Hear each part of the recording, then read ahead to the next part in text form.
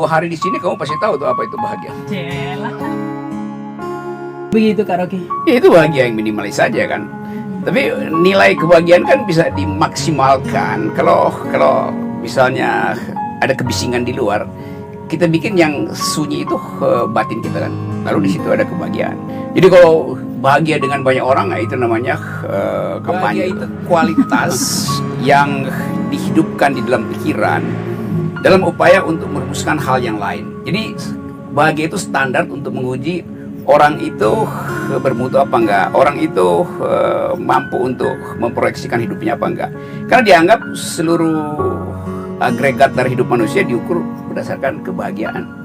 Nah, itu yang menyebabkan misalnya dunia sekarang pindah ukurannya dari indeks pertumbuhan ekonomi ke indeks kebahagiaan manusia kan. Oh ada ya, ada indeksnya itu. Ya, indeks kebahagiaan sekarang yang diukur. Human Development Index itu dianggap sekedar mengukur kebutuhan fisik, kebutuhan komunitas. Tapi kalau kebahagiaan itu ukuran lain yang menunjukkan bahwa manusia sekarang tidak lagi membutuhkan yang disebut growth segala macam itu. Itu juga akibatnya sekarang orang di dalam ilmu ekonomi misalnya orang pergi pada konsep degrowth, bukan lagi growth, bukan lagi pertumbuhan. Karena masuk yang disebut indeks kebahagiaan. Dulu indeks pertumbuhan dibatalkan oleh indeks keadilan, tapi ternyata nggak cukup kalau sekedar adil. Karena bagian yang paling sublim dari manusia itu, yaitu rasa bahagia, tidak bisa disejajarkan dengan keputusan hukum yang adil. Ya itu intinya. Sehingga kalau sekarang negara yang paling bahagia itu Bhutan, indeks kebahagiaannya itu sempurna itu. Padahal itu negara kecil yang ya mungkin 500.000 orang di situ penduduknya. Tapi karena dia kecil dia bahagia tuh. Jadi nggak ada hubungan antara tadi kesendirian. Semua kebahagiaan itu sebetulnya hak sempurna jomblo. Yang lain nggak ada orang bahagia kalau lagi dipimpin oleh orang dungu kan itu soalnya. Jadi sebetulnya orang bahagia kalau dia punya harapan itu. Indonesia nggak ada harapan. Semua orang menganggap bahwa no hope itu. Jadi kalau kita sebut bahwa ada the not yet, dalam filosofi disebut the ontology of the not yet, yang belum itu. Yang belum itu artinya dia akan diisi oleh napas yang lega, terus senyum yang nggak dibuat-buat itu, baliho yang cuman 2 cm gitu. Kalau balihonya 5 meter itu nggak bahagia orangnya tuh karena mau pamer. Kan sebetulnya begituan tuh. Tentu secara ilmu pengetahuan bisa diukur kan bahagia kalau misalnya kadar oksitosin tinggi, kadar dopamin, amfetamin segala macam. Tapi itu ukuran kimia kan, yang juga bisa dipakai untuk mengukur nilai kebahagiaan. Tapi yang lebih penting adalah rasa hatinya kan, suasana. 2 hari di sini kamu pasti tahu tuh apa itu bahagia. Celah. Lihat aja senyum gue tuh. Jadi nggak mungkin saya ngaku bahagia kan, karena orang menganggap itu di luar definisi bahagia tuh, sendiri terus entah ngapain di sini itu. Tadi gue baru ini motong-motong kembang itu kan. Dan orang anggap tuh kan suruh orang aja olahin itu. Kita motong kembang itu dalam upaya menumbuhkan kembang. Ada kabinet presiden tuh memotong hutan dalam rangka menyengsarakan makhluk tuh. Jadi beda konsepnya. Bikin supaya konsep kita tentang bahagia itu nggak usah sama dengan orang lain kan. Jadi kalau ditanya bahagia standarnya apa? Ya nggak ada standarnya sebetulnya. Ada orang yang benar itu tapi dia bahagia. Jadi sesuatu yang betul-betul unik, kebahagiaan itu sesuatu yang intrinsik pada pengalaman hidup orang sebetulnya itu. Karena kan itu definisi di dalam bahasa, bukan definisi dalam psikologi itu. Psikologi lain lagi ya. Orang gila itu dia bisa merasa sangat bahagia. Tapi karena sistem berpikir kita dikuasai oleh alam pikiran modernity, maka dianggap orang gila itu adalah orang yang unreason. Sementara modernitas mesti reason, mesti rasional gitu. Padahal sebetulnya modernitas sekarang yang menyebabkan ketidakbahagiaan. Jadi kontradiksi itu panjang dalam peradaban. Tentu, karena kita nggak bisa pakai ukuran kita. Misalnya, kenapa Marilyn Monroe bunuh diri itu? Versi infotainmentnya begitu kan. Tapi kalau kita usut secara filosofi, setiap orang ingin punya satu kesempatan untuk memutuskan dia siapa itu. Tidak di drive oleh partai politik, tidak di drive oleh operator TV, oleh angkor segala macam itu. Tapi dia sendiri secara eksistensial memutuskan aku adalah ini tuh. Nah bayangkan misalnya orang yang punya segala hal tapi nggak pernah memutuskan dia itu siapa itu. diatur oleh oligarki, dia sekedar dijadikan petugas segala macam. Kan dia nggak punya hal yang otentik kan. Marilyn Monroe bertahun-tahun diatur oleh sutradara, diatur oleh sound engineer, diatur oleh lighting man segala macam, dan diatur oleh crowdnya, diatur oleh fansnya, harus berbaju begini, kalau nggak kurang macam-macam gitu. Tapi satu waktu mungkin dia berpikir saya harus ambil tindakan. Nah, bunuh diri itu satu kesempatan primer pada dia untuk menentukan saya bisa ambil keputusan loh, saya bunuh diri itu. Nah, buat kita mungkin ajaib, tapi buat dia itu yang paling bahagia. Jadi bisa itu momen paling bahagia bagi dia. Nah, itu sebetulnya supaya kita fair, kita nggak judge orang karena sesuatu. Kalau diukur skalanya itu, kalau skalanya sampai 100, saya 102 kan. Masa kamu anggap istri pengatur itu? Dalil kebahagiaan kan saya menjadi otentik, Karama menjadi otentik hanya karena satu prinsip, bahwa saya tidak ingin diatur. Kan nggak mungkin orang bahagia karena diatur kan, itu ajaib tuh. Gimana mungkin dia bisa jadi otentik kalau di atasnya ada yang atur, atau samping kirinya ada yang tekan, atau di belakangnya ada yang arahin kan. Tapi itu kayaknya impossible. Kan kita tidak punya peluang untuk menyatakan hidup yang mandiri kan. Jadi sebetulnya bukan aturannya, tapi kenapa kita mesti patuh pada aturan itu. Kalau aturan itu membahagiakan, ya ikuti aja. Tapi yang saya maksud tadi, begitu banyak orang yang menunggu diatur, dan itu artinya dia membiarkan dirinya itu dijadikan barang aja kan. Jadi dasarnya begitu kan. Sama seperti orang bilang, kenapa Anda nggak netral dalam politik misalnya, atau dalam memilih pasangan, atau dalam apapun. Kan konsep netral itu artinya dia tidak diatur. Kalau netral artinya ini boleh, ini jangan supaya seimbang, itu justru dungu namanya kan. Jadi netral artinya biarkan saya memilih sendiri kan. Kalau saya memilih A, kok nggak netral? Oh enggak, itu pilihan saya. Justru karena saya netral, maka saya bebas memilih. Itu poinnya. Nah, itu menjadi bahagia. Enggak, Jokowi bahkan nggak punya konsep tentang itu. Di tangan kanannya ada gunting, buat gunting pita tuh. Jadi itu aja kan, ya nggak ada soal itu. Saya pernah nggak bahagia aja. Nah, karena itu Rahmat Sari itu datang sini buat cari ide tentang kebahagiaan. Tapi kebahagiaan itu hal yang temporal kan. Tapi kalau konsep kebahagiaan yang temporal itu bisa diselesaikan dengan yang perennial. Jadi segala sesuatu yang sifatnya temporal kan, kalau kita tempatkan dalam garis yang perennial, garis yang lawan dari temporal ada perennial. Silakan itu saya cari di Google ya, perennial apa artinya.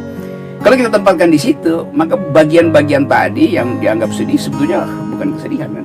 Kan hanya karena satu waktu dia berhadapan dengan kesedihan, maka ya udah secara fisik mungkin ada gelisah, jumlah hormon di tubuh meningkat, kemarahan, kejengkelan. Saya juga sering marah, kejengkel. Tapi saya bahagia kalau saya lagi jengkel, lagi marahin orang itu. Karena saya anggap kok ini orang dungu banget ya. Jadi saya bahagia kalau menemukan orang dungu. Karena saya anggap bahwa nggak mungkin ada konsep kedunguan pada manusia itu. Nah, karena itu saya jadi lucu kan menemukan sesuatu yang nggak masuk akal kan jadi lucu kan. Lu lagi marah, enggak, gue marah karena justru gue dapat kesan bahwa sesuatu yang sebetulnya nggak boleh ada pada kualitas manusia kok ada itu. Jadi kelucuan dan kemarahan atau omelan saya sama aja, saya nggak bisa bedain. Karena dalam detik berikutnya saya udah bahagia lagi. Saya tidak bahagia kalau tidak dikunjungi sama Srita. Serius, bertanya paling. Saya bilang orang dungu itu menyiksa, tapi saya bahagia juga dengan keadaan itu tuh. Karena kan kita menganggap bahwa semua orang itu rasional, ternyata ada orang yang tidak rasional. Ya udah terima aja kan. Walaupun kita ngomelin dia tuh, karena ekspresi kita memang mesti omelin kan. Jadi parameter itu sebetulnya yang kita mesti ubah tuh. Menerima aja bahwa ada orang dungu, ya udah, nggak ada soal. Bisa nilai begitu, padahal dia mungkin menganggap dia bahagia. Juga si orang dungu kalau kita omelin berkali-kali dia nggak bisa paham. Ya mungkin memang kedunguan itu membahagiakan dia. Jadi percuma juga tuh. Jadi saya sangat absolut relativitasnya di bidang itu. Itu bertentangan juga logikanya. Sangat absolut relativitasnya. Biarin itu jadi problem. Iya. Kegelisahan itu yang menyebabkan ada konsep tentang kebahagiaan kan. Kan itu sisi yang lain tuh. Bukan sisi yang lain, sisi terbaliknya sebetulnya. Tapi kalau kita bilang setelah berdoa kita merasa nyaman, ya oke. Karena doa itu tadi menimbulkan harapan gitu. Demikian juga kalau setelah dengar musik kegelisahan kita hilang, maka berdoa itu statusnya sama dengan si musik. Tapi orang dibilang, ya tapi itu kan musik rock, itu di dalamnya ada iblis. Iya, tapi itu membahagiakan. Gak ada soal kan, yang penting dia punya konsep tentang itu. Kita nggak bisa paksa semua orang berdoa untuk bahagia. Ada orang yang tersiksa karena berdoa sebetulnya. Jadi itu pilihan seseorang. Bahkan di dalam pepatah qui bene cantat bis orat itu. Siapa yang bernyanyi, kantat arti bernyanyi, dia berdoa 2 kali itu. Jadi orang menganggap bernyanyi lebih membahagiakan dari berdoa itu. Tapi itu sekali lagi pilihan orang. Tetapi kalau kita bikin riset misalnya, coba orang yang berdoa, kita ukur hormonnya itu. Orang yang bernyanyi kita ukur hormonnya, orang yang lagi drugs kita ukur hormonnya. Kan tiga-tiganya ingin menyelesaikan kegelisahan tuh. Sangat mungkin hormonnya sama, oksitosinnya sekian, dopaminnya sekian itu. Jadi sebetulnya kebahagiaan bisa diukurkan tadi melalui keadaan kimia tubuh kita tuh. Apalagi keadaan kimia otak kita. Tapi sekali lagi, tema kebahagiaan itu tema yang dari awal kehidupan manusia udah disodorkan. Bahagia nggak Anda kalau menipu? Bahagia nggak Anda kalau berbohong? Karena itu konsep yang umum kan. Artinya ada satu pengertian bahwa seseorang itu dianggap otentik kalau dia bisa putuskan sendiri bahwa dia mau berbohong, oke. Bahwa dia kemudian berhenti berbohong, oke, sama aja kan. Nggak ada. Bagi saya bukan itu problemnya. Mencium wangi juga bisa membuat gelisah hilang gitu kan. Karena itu kebahagiaan itu dalam bahasa Yunani namanya eudaimonia, eudaimonia tulisannya. Sama dengan wangian tuh EDT, you di toilet kan sama aja tuh dasarnya. Asalkan You artinya senang.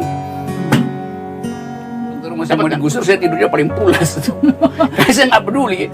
Saya ya udah dia mau gusur, kalau kuasanya lebih kuat dari saya, gusur aja kan. Jadi nggak ada konsep kegelisahan itu. Kegelisahan itu timbul sebetulnya karena kita tidak bisa dudukkan persoalan itu. Kalau kita bisa dudukkan nggak ada kegelisahan. Jadi sebelum tidur dudukkan persoalan supaya selesai kan. Supaya kita jangan lihat lagi persoalan itu kan, gampang aja. Jadi ngapain misalnya diteror di WA tuh, ketemu dengan orang dungu tapi terbawa 2-3 hari kan ngapain? Ya anggap aja bahwa oke, itu memang keadaan yang mesti diterminasi itu. Kan otak kita bisa atur, oke, saya udah selesaikan itu. Orangnya mungkin masih marah sama saya segala macam, tapi saya udah nggak anggap. Jadi tidak berlanjutlah kegelisahan itu. Ya sesekali mungkin ada kegelisahan tentang masa depan. Ya tapi kalau kita punya konsep bahwa kita bisa putuskan sendiri, ya konsep kegelisahan nggak ada. Atau saya naik gunung aja kan, lari-lari di gunung seminggu 2 kali, jalan 5-6 jam itu, sirkulasi hormonnya, sirkulasi kimia tubuhnya kan jadi normal lagi kan.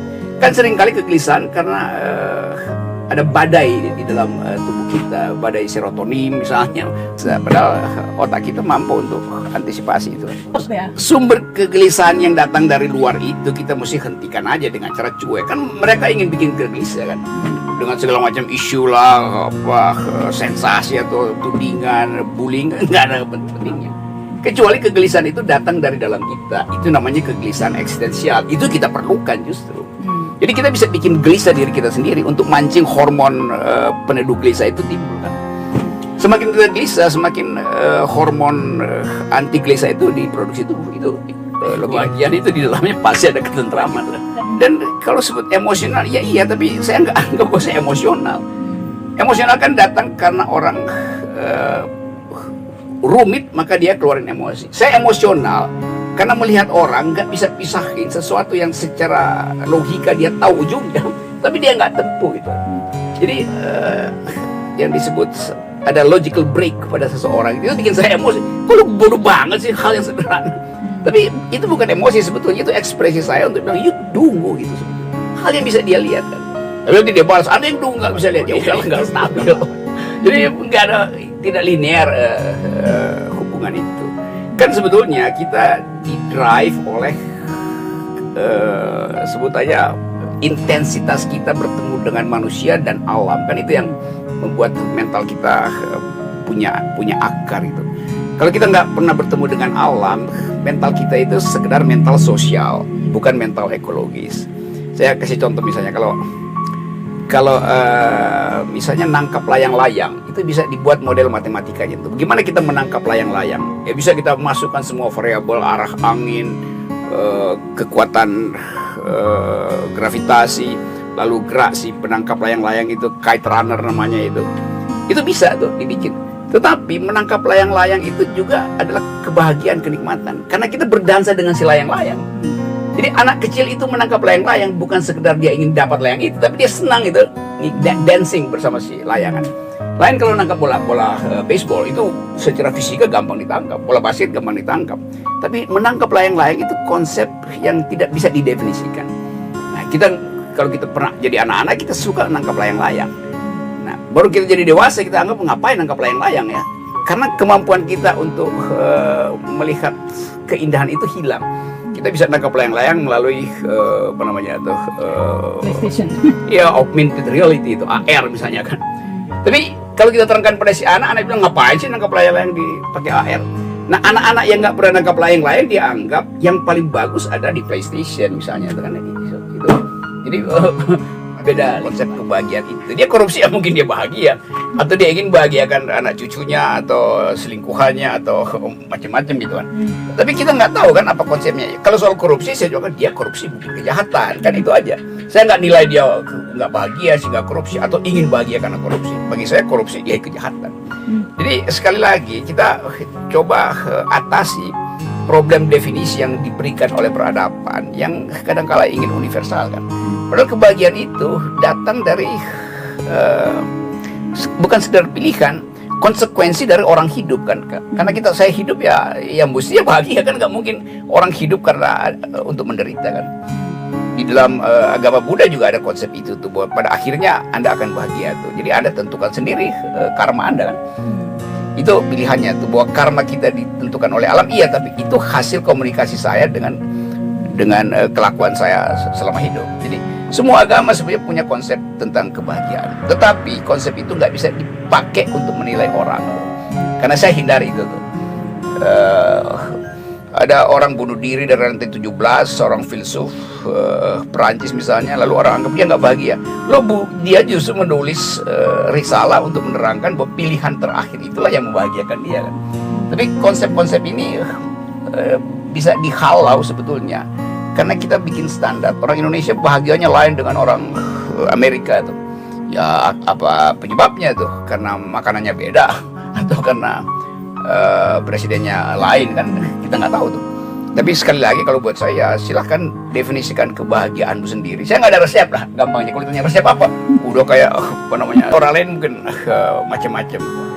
Kalau kita lihat misalnya seorang artis, penulis novel terkenal tuh, yang nulis Room for Herself itu, namanya Virginia Woolf.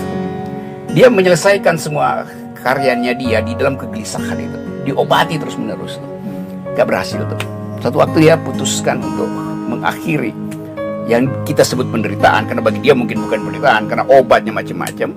Lalu dia tulis surat kecil pada suaminya dan dia menenggelamkan diri di sungai itu. Lalu orang anggap, waduh, miris banget ya. Tapi dia kemudian diingat sebagai contoh dari seseorang yang memilih kebahagiaannya dengan, kita sebut bunuh diri, tapi bagi dia mungkin itu bukan bunuh diri kan. Tentu kita bisa pelajari bahwa DNA kita sebetulnya dibekali oleh semacam sinyal ekologis atau sinyal alam semesta supaya akhiri penderitaanmu. Di dalam ilmu kedokteran ada prinsip namanya apoptosis. Apoptosis artinya ada sel yang rusak. Sel itu dibekali oleh kemampuan bunuh diri supaya nggak mengganggu sel yang lain. Nah, sel yang gagal bunuh diri dia metastasis, jadi kanker ganas kan. Dan itu dia mesti diobatin. Jadi kadangkala mindset kita itu terganggu sehingga selnya itu nggak mau bunuh diri sebetulnya. Jadi kita mesti bercakap-cakap dengan sel dalam diri kita tuh. Walaupun sebetulnya secara DNA ada terminasi itu. Jadi kalau misalnya kita berupaya jangan kena cancer, ya kalau nggak kita nggak mati-mati dong. Kan mesti ada alat untuk memusnahkan manusia, memusnahkan dalam pengertian bagus ya, supaya nanti makhluk berikut bumi bukan lagi manusia. Kan masa manusia terus-menerus yang mendiami bumi itu? Kan ada makhluk lain yang untuk mendiami bumi, yang kita nggak tahu siapa itu atau apa itu. Ya, kan kita mesti pikir panjang supaya kita nggak egois. Saya bahagia kalau saya hidup 1000 tahun di bumi. Ya, terus yang lain tuh mau ngapain? Potensial makhluk lain Anda mau cegah gitu. Nah, itu egois namanya tuh. gitu kan. Ya ini agak-agak absurd memang. Dengan kan ada eutanasia itu datang dari kata yang sama, eudaimonia artinya bahagia, EDT di toilet, bahagia juga, haro menyenangkan. Eutanasia juga artinya meninggal dengan cara yang enak, itu eutanasia itu. Itu banyak orang yang pilih kan eutanasia itu. Sepasang suami istri merasa oke, kita meninggal sama-sama dengan berpegangan tangan, tidak makan seminggu. Jadi itu kita nggak kok begitu ya. Ya mungkin selama seminggu itu mereka diskusi panjang dan mereka bahagia kalau dia menyatakan terminasi hidupnya dengan tidak mengkonsumsi makanan. Waktu sebelum dia bunuh diri, dia minta tolong Tuhan, jadikan peristiwa bunuh diri saya ini sebagai keputusan saya terakhir dan tolong lindungi keputusan itu. Dan mungkin dia berpikir tidak dihalangi oleh Tuhan, maka terjadi bunuh diri kan. Nonton kembang atau motong kembang setiap pagi itu obat untuk yang bersedih itu. Tapi saya justru nggak bersedih karena bukan karena saya bersedih saya motong kembang, karena saya memang suka motong-motong kembang. Apa nggak lupa faktanya saya potong kembang itu dan kembang itu tumbuh dan itu membahagiakan saya, termasuk membahagiakan Tuhan itu. Oh, romantis banget. Bunuh diri bersama-sama, tapi kan itu melanggar perintah Tuhan. Itu urusan di akhirat lah. Tapi kita mesti hargai waktu dia berpikir semacam itu, seluruh kecerdasan dan seluruh nilai hidup dia itu dia maksimalkan, lalu dia ambil keputusan itu. Ya kita hormati dong. Iya. Waalaikumsalam. Sampai jumpa.